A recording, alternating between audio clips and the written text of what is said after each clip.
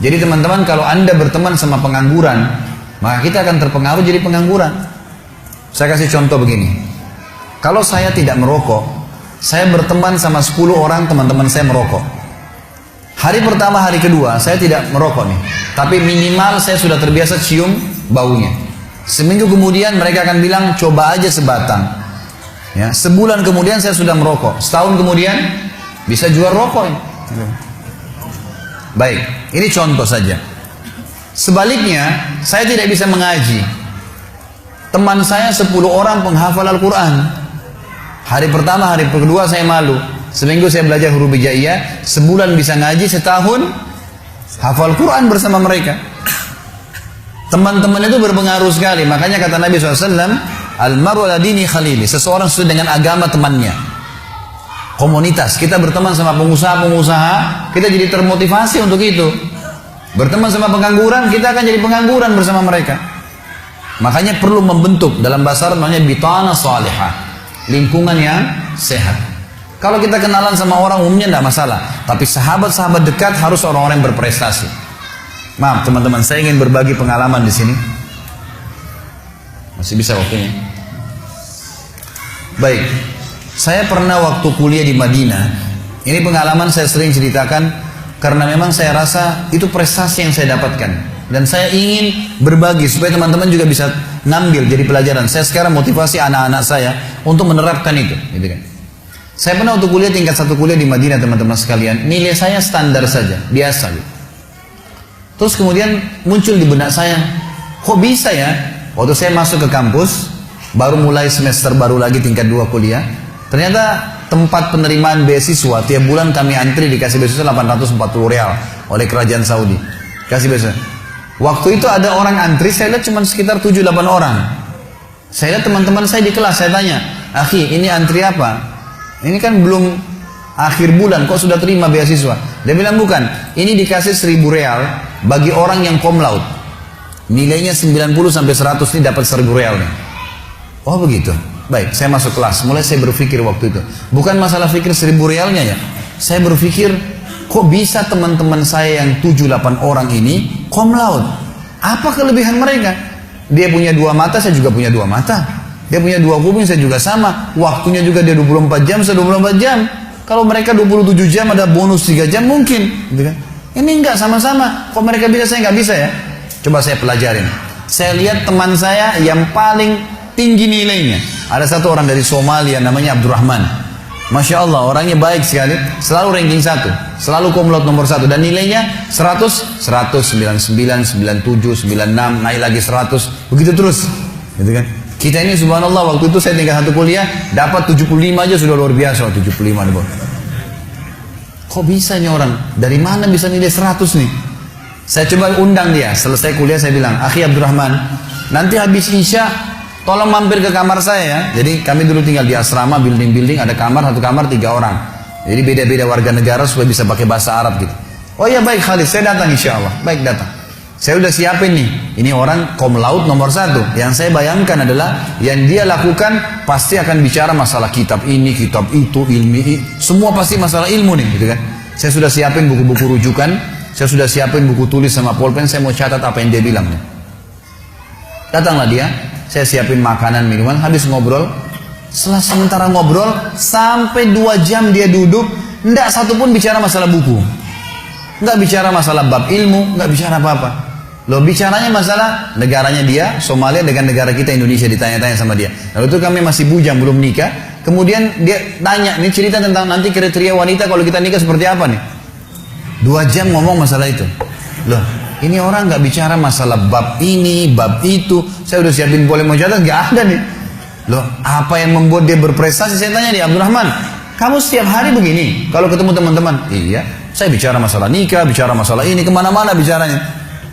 Apa yang buat dia prestasi nih? Baiklah, saya nggak bilang sama dia saya mau seperti dia gitu.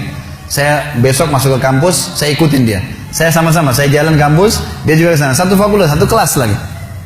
Ternyata saya dapat kata kuncinya, anak ini di kelas. Jadi di kelas ini dia kalau duduk, ini dosen syekhnya datang. Kalau dia, syekh sudah datang, ada 5 materi setiap hari. Dia datang, syekhnya datang, dia duduk, tutup pintu, mulai baca tahmid dan salawat, kemudian mulai materi. Dia hadapkan mejanya ke syekhnya, dia ambil meja paling depan. Misal gini, ini di depan langsung berhadapan. Setiap syekh ngomong, dia seperti cuma dia sama syekh berdua. Nggak ada orang lain nih.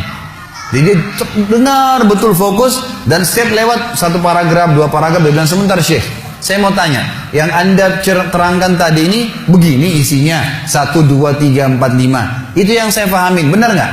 Kata syekhnya benar. Baik, kalau ujian saya jawab begitu bisa nggak? Bisa, dicatat sama dia. Ini di belakang ini ada anak-anak yang tidur, yang gambar-gambar. Ini yang ketawa tahu diri ya. Gitu, malas belajar. Saya lihat, oh rupanya di sini nih.